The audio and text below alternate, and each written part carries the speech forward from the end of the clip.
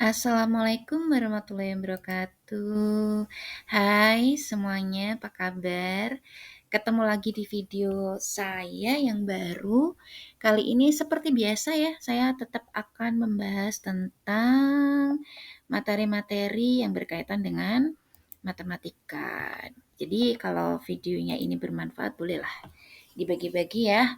Begitu, semoga saja video singkat ini bisa membantu teman-teman semua untuk belajar matematika lebih mudah. Nah, kali ini di video kali ini saya akan membahas tentang perbandingan trigonometri pada segitiga siku-siku. Namanya saja perbandingan, berarti bentuknya pasti per-peran ya. Jadi misalnya 1/2 itu kan bacanya 1/2 begitu. Nah, nanti kurang lebihnya jenis-jenis perbandingan ini ya bentuknya seperti itu. Dan di perbandingan segitiga siku-siku yang akan kita bahas ini ada 6 ya. Nanti kita akan ketemu dengan sinus yang biasanya disingkat sin seperti itu ya.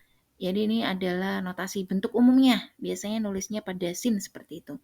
Terus kosinus biasanya ditulis dengan kos, tangen, tangen, tangent, apapun penyebutannya ya. Intinya seperti itu. Biasanya kadang guru-guru ada yang nyebutnya tangen, ada yang nyebutnya tangent, ada yang nyebutnya tangen gitu. Bebas aja, yang penting paham begitu ya. Terus ada sekan, ada kosekan, ada kotangen dengan bentuk penulisan seperti ini. Sekan. Kalau kosekan tuh biasanya ada yang buku nulisnya lengkap gini, tapi ada juga yang seperti ini. Tergantung, biasanya kalau bukunya terjemahan biasanya begini gitu. Tapi lazimnya sih biasanya lengkap begini, begitu ya. Oke, CTG itu juga kotan ini ya. Biasanya ada nih yang nyebutnya seperti ini juga. Jadi intinya sama tentang kotangan. Nah, kita bahas satu persatu, oke? Nah, kita mulai dulu dari sinus. Nah, begini. Sinus itu saya biasanya pakai kata sindemi ya.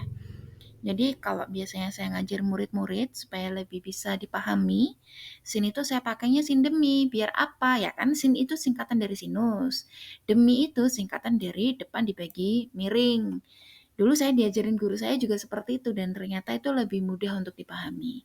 Depannya yang mana sih? Nah, coba diperhatikan di sini ada sebuah segitiga siku-siku dengan letak siku-sikunya di sudut C ya. Ini titik C berarti sudut C. Nah, tapi di sini dilihat hati-hati ada sebuah sudut namanya sudut apa nih? Sudut ABC. Nah, sudutnya itu nilainya adalah si alfa. Letaknya di sini. Kalau sudutnya di sini, depannya yang mana sih? Ya berarti depannya sudut kan depannya berarti di sini ya. Nah, ini namanya depan. Nah, kalau miring yang mana? Namanya saja miring, berarti yang miring. Nah, berarti yang ini, begitu ya. Nah, terus kalau samping mana? Namanya saja samping, berarti sampingnya sudut. Oh, berarti yang di sini.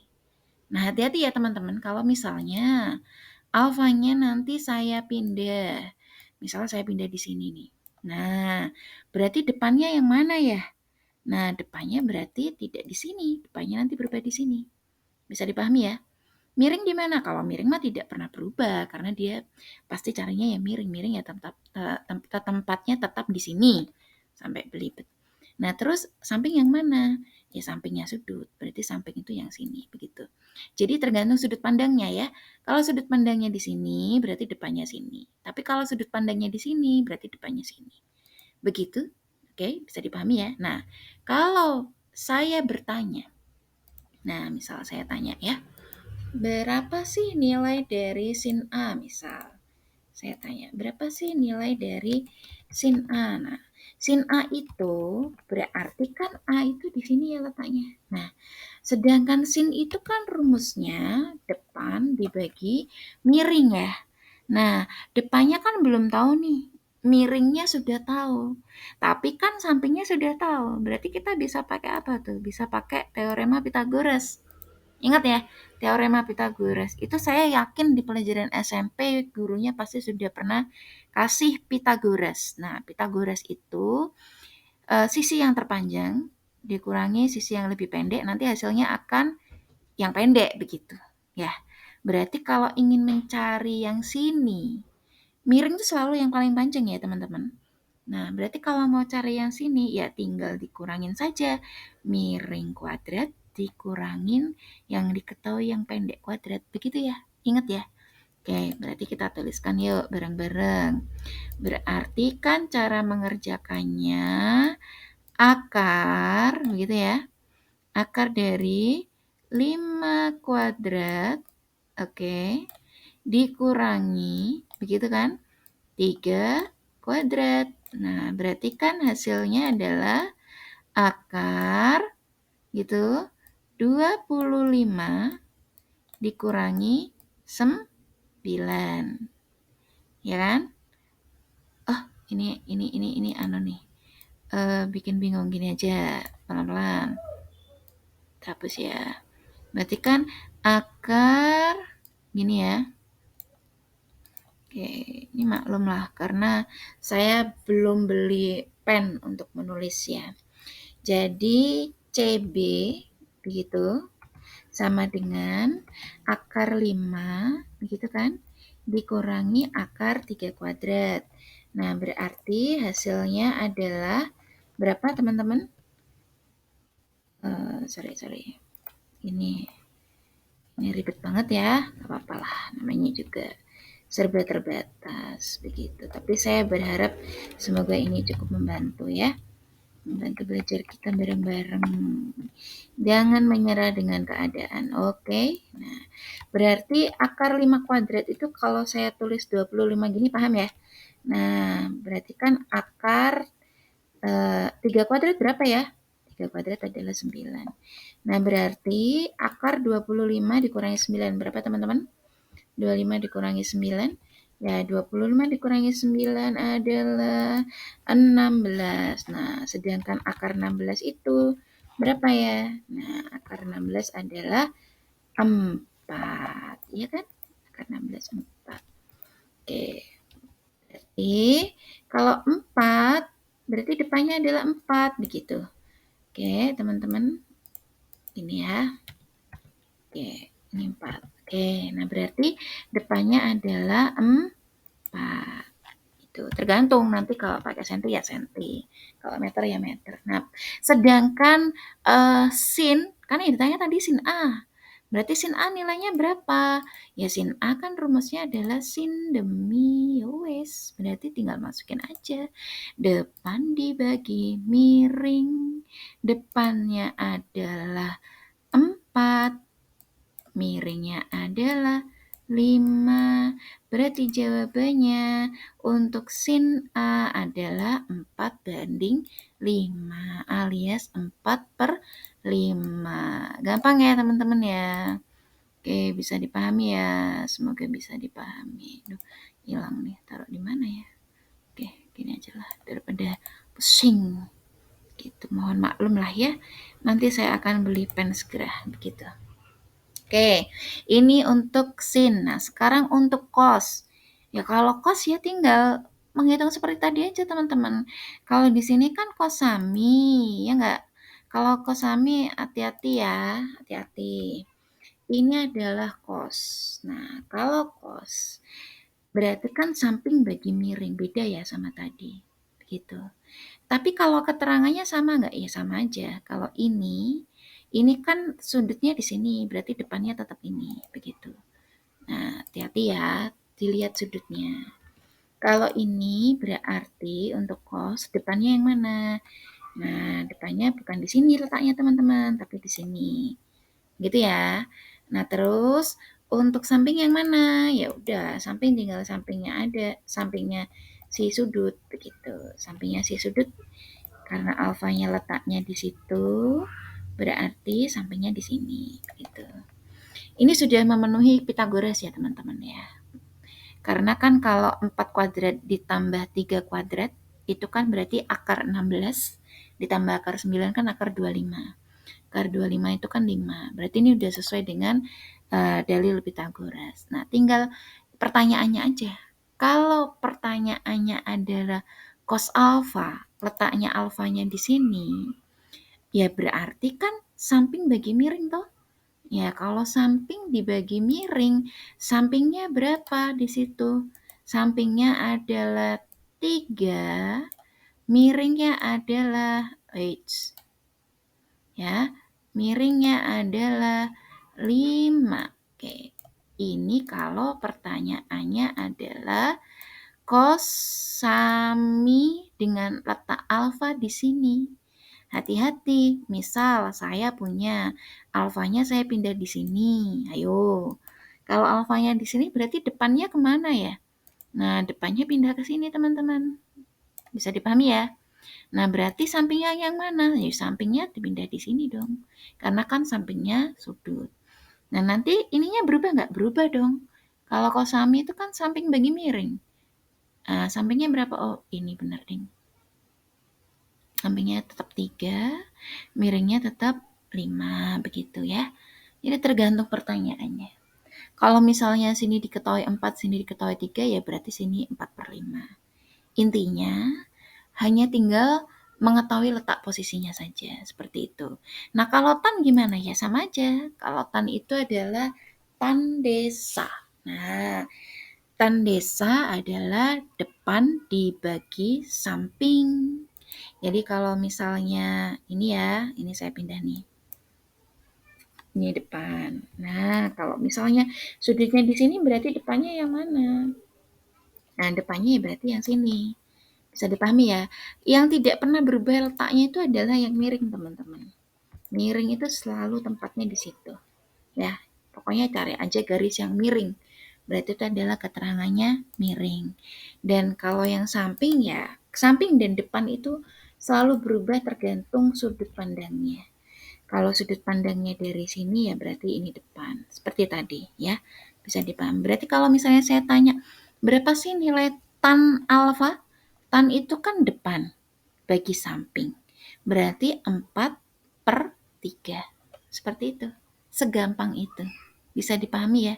Diingat-ingat tadi singkatannya apa? Kalau sin, sin adalah sin demi. Kalau kos adalah kosami. Kalau tan adalah tan desa.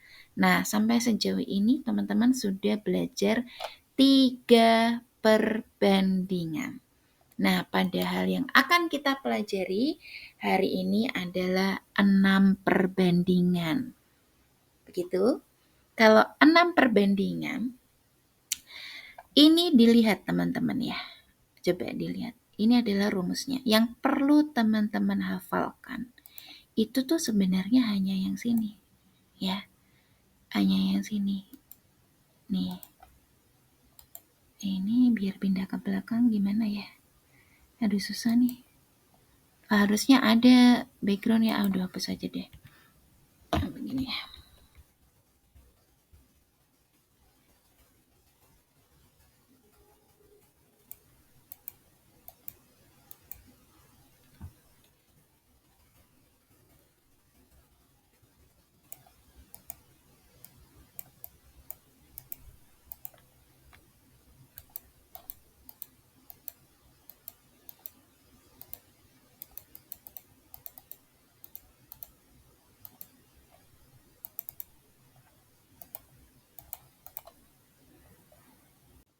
Oke teman-teman, maaf ya tadi videonya kepotong.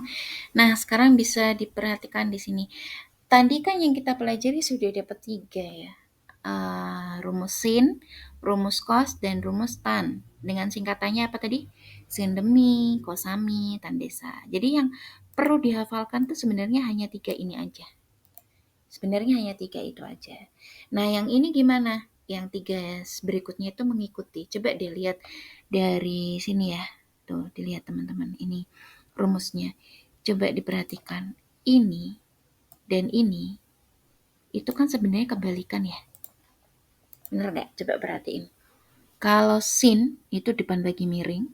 Kalau kosekan miring bagi depan. Jadi kan sebenarnya dia kebalikan. Nah, kalau ini itu kebalikannya ini. Bener nggak? Coba perhatikan. Samping bagi miring. Kalau sekan, miring bagi samping. Tuh, kebalikannya ya. Nah, kalau yang ini adalah kebalikannya ini. Nah, ini kebalikannya ini. Jadi, kalau teman-teman bertanya, berapa sih nilai sekan? Nggak perlu ngapalin rumus ini, cukup tahu ini aja. Oh, sekan tuh kebalikannya kos. Kos itu kan kosami, samping bagi miring. Berarti kalau pengen tahu sekannya, tinggal dibalik aja posisinya. Contoh, misal ini ya. Bentar. Ini kan sin A-nya adalah 4/5, ya kan? Sin itu rumusnya adalah kebalikan dari kosekan. Berarti misalnya saya tanya, ya di sini. Berapa sih nilai dari misal saya bertanya, berapa sih nilai dari kosekan A? Kalau sin A-nya 4/5, ya, berarti kosekannya tinggal dibalik aja, teman-teman. Berarti kalau kebalikannya 4/5 siapa? 4/5 kebalikannya adalah 5/4. Loh. Kenapa ini terbalik? Bukan begitu baliknya ya. Jadi 5-nya ini di sini begini. Agak susah ya emang ya. Nah, begini. Jadi maklum tidak pakai itu ya. Nah, begini. Jadi kosekannya adalah atasnya 5, bawahnya 4. Begitu. Ya.